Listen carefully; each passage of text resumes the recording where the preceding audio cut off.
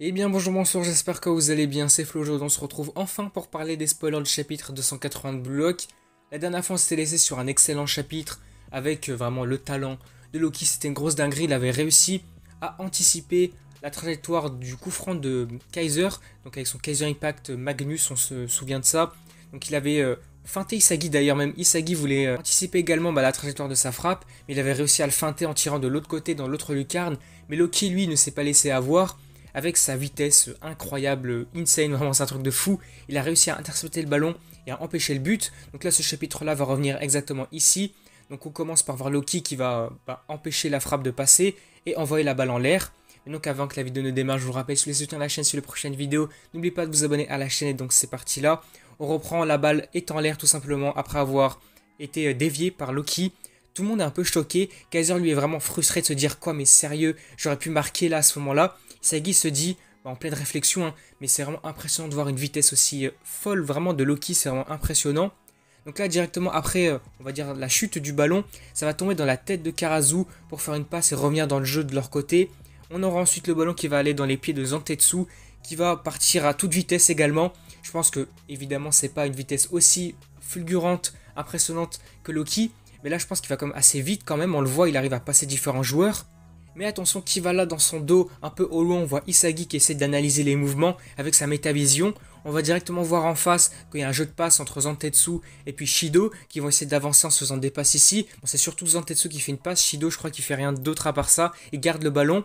Donc après ça, on va avoir une réflexion autour d'Isagi tout simplement. Il va réfléchir concernant Loki, les mouvements qu'il a pu faire, également ce qu'il peut faire concernant Rin, concernant Noah. Il essaie d'analyser des choses et à voir s'il peut pas essayer de penser différemment pour mieux avancer, essayer de faire quelque chose contre eux, pour les contrer.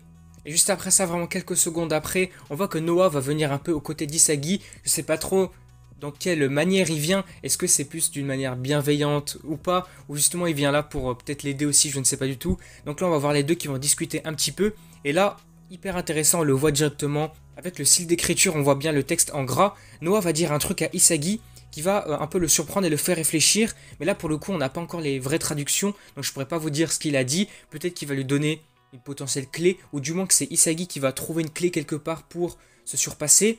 Mais je pense que là, c'était vraiment assez important quand même. Donc là, on va le voir juste après. Noah va continuer à parler un petit peu plus et dire différentes choses. Peut-être là, je crois qu'il est en train d'intimider Isagi. Parce que là, on voit qu'Isagi est vraiment choqué. On voit qu'il est dépité dans son regard. Et là, on va voir aussi quelques images d'illustration. J'imagine que ça parle de flow, d'instinct, peut-être ouais, de motivation, de trucs comme ça, je sais pas exactement. Parce que là, on va voir des images donc de Rin full éveillé, Shido également. On a des images un peu comme ça qui nous laissent penser que peut-être Noah est en train de critiquer Isagi et se dire qu'il joue pas vraiment de la bonne façon, que par exemple Rin et Shido ils ont leur propre instinct, qu'ils arrivent à faire des choses, à créer des situations par eux-mêmes, que là Isagi lui a besoin d'autres personnes, et que là, je sais pas, peut-être qu'il va réussir à tirer quelque chose à partir de là. Et regardez, c'est exactement ce que je viens de dire, parce que là Isagi on dirait qu'il a pensé à quelque chose. Là on le voit avec sa schématisation tout en blanc avec les pièces de puzzle pour montrer qu'il a trouvé une nouvelle pièce, une nouvelle chose pour évoluer. Donc là on le voit, il y a comme un encadrement autour d'un mot, autour de plusieurs kanji là, écrits en japonais ici. Donc là il a dû comprendre une nouvelle notion, un truc pour évoluer. Là ensuite après ça, parce que là on va directement passer, on va dire au moment du match avec les joueurs qui bougent, etc. On est plus focalisé sur Isagi maintenant. Donc là on voit Shah qui va passer, Raichi ici on voit qu'il avance du côté du Bastard Munchen.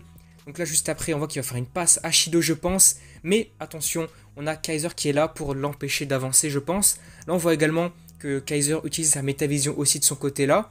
Donc on va voir ce qui va se passer juste après. Et ouais, là qui on va voir, c'est Rin qui a réussi à anticiper les mouvements de Kaiser, à lui voler le ballon. Et donc là on voit que Shido, Charles et puis Rin ont réussi à faire, pas comme un triangle pour avancer, mais ils ont réussi à faire en sorte d'avancer tout simplement. Mais là je crois surtout que Shido lui, il joue un peu de son côté, il joue pas vraiment en passe etc. comme les autres. Lui il récupère les ballons pour avancer. Et donc là, juste à ce moment-là, ça va être une grosse dinguerie parce que Rin, il va réussir à percer la défense du Bastard Munchen.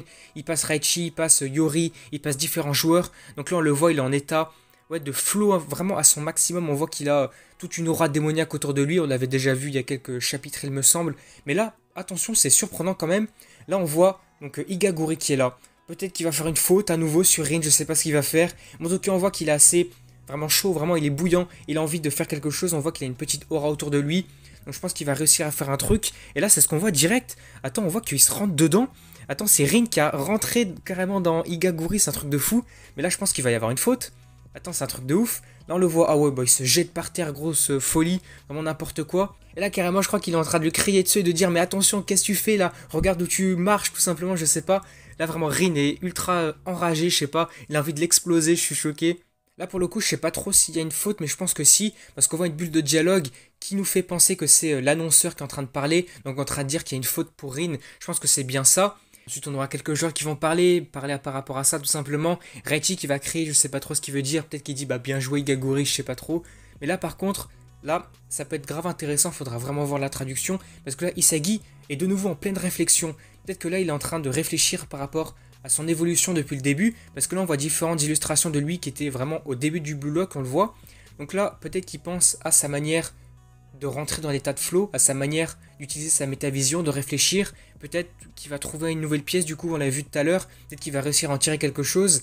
Là on voit différentes choses, ouais, ces nouvelles techniques, sa reprise de volée. Là également sa reprise de volée à double impact, là, donc de la gauche et de la droite. Là il pense à plein de trucs, mais là je crois que, même là c'est triste, je crois que ça devient un peu triste pour le coup, parce que là on dirait qu'il est dépité. On a une petite case avec son point de vue à lui, à travers ses yeux, on voit qu'il est en train de pleurer. Alors est-ce que, peut-être qu'il devient triste, parce que là il se dit que il a réussi à tant se donner, à évoluer énormément, à développer de nouvelles compétences, de nouvelles techniques, et que là il se heurte à un mur tellement grand, à Loki, à Rin qui est full éveillé, à Noah, à plein d'autres joueurs comme ça, qu'il n'arrive pas maintenant à savoir comment les surpasser. Là il devient vraiment triste forcément, parce que forcément au bout d'un moment tu vas finir par craquer, mais que c'est seulement une phase, que derrière tu vas peut-être réévoluer, forcément faut pas abandonner, mais que là il se heurte à un mur beaucoup trop grand. Et là on va pas seulement nous le voir, mais on a différents joueurs d'autres qui vont le voir. Par exemple on a Rin, on a Noah et puis Loki qui sont en train de le regarder un peu de loin. Je sais pas ce qu'ils pensent ici à ce moment-là, mais peut-être qu'ils se disent que là Isagi est vraiment dans un état étrange et peut-être qu'il va se passer quelque chose avec lui. Ouais, et là on le voit encore plus. Page suivante on voit Isagi qui est complètement triste, en train de pleurer.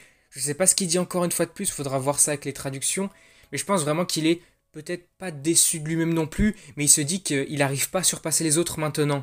Et puis on continue à ce moment-là, on va changer un peu de point de vue, on va passer du côté de Ego Jinpachi, du coup qui regarde le match un peu de loin, lui dans sa salle de surveillance, de contrôle, etc. Donc là peut-être qu'il est en train de parler d'Isagi je pense, parce qu'on voit les différentes images avec Isagi à chaque fois en fond. Peut-être qu'il est en train de se dire que là oui, Isagi arrive à un stade où il doit surpasser des prodiges vraiment tellement forts que forcément c'est un mur tellement grand, une difficulté tellement grande, qui se heurte vraiment à un truc, et que là, c'est pas comme s'il allait abandonner, mais forcément au bout d'un moment tu vas craquer. Et qu'il faut pas qu'il se relâche non plus.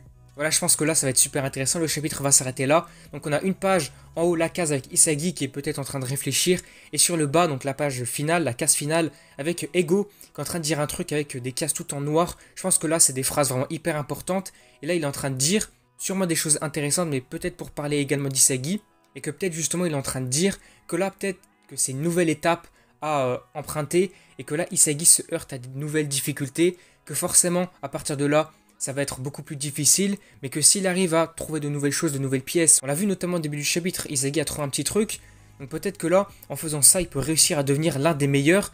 Et là, il faudra vraiment voir ce que dit Ego. Je pense que ça peut être trop intéressant. Là, comme à chaque fois, on a les petits kanji en japonais avec un petit encadrement. Je pense que là, on a une notion hyper importante. Ça serait un peu comme la métavision ou le flow. Ça doit être vraiment un truc hyper important comme ça pour le développement des joueurs. Donc voilà, je pense qu'on va s'arrêter là pour cette vidéo. On aura tout vu globalement le chapitre. Faudra revoir quand il sortira officiellement. Je pense qu'on aura peut-être un peu de retard également. Normalement, le chapitre en spoil devait sortir samedi. Là, ça sort lundi aujourd'hui. Peut-être que le chapitre officiel sortira que le mardi, voire le mercredi peut-être. Donc faudra voir ça un peu plus tard. Du coup voilà, on s'arrête là pour cette vidéo. Si elle vous a plu, n'hésitez pas à liker, à commenter, à partager comme d'habitude. N'hésitez pas à me faire part de vos avis concernant le chapitre. Globalement, si vous voulez mon avis, il est super intéressant. J'ai vraiment envie de voir les traductions pour voir ce qui s'est dit entre Isagi, entre Noah. Là surtout avec Ego, j'ai trop envie de voir ça parce qu'il y a peut-être une nouvelle notion hyper importante pour la suite, pour le futur d'Isagi. Je pense que ça peut être hyper cool de voir ça. Du coup voilà, on s'arrête là pour cette vidéo. N'hésitez pas également à vous abonner à la chaîne pour soutenir sur les prochaines vidéos. Et du coup moi je vous dis à la prochaine.